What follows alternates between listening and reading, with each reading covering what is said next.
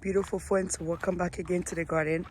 If you guys new to the channel, I am obsessed with flowers and plant trees. That's who I am. I love doing those things so much.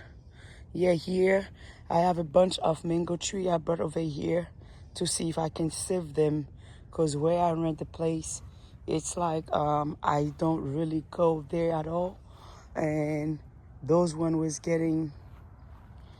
not happy at all. Look at this, they got some eggs or whatever. I bring them over here for me to save them. But I really like the tune out of this one here. They're really nice. Really nice trees. Some of them are really happy tree, but I lost a lot of them. But I have so many, I'm not even worried. I lost a lot of mango trees, but it is what it is. Yes, only this section, there's a lot of mango trees on that one. Look at this.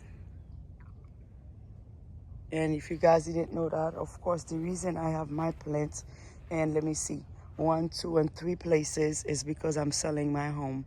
I'm selling my home, and I have to make sure my place it's ready for the next buyer.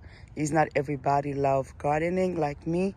That's what I try to spray them where I can have space. Guys, thank you so much for watching.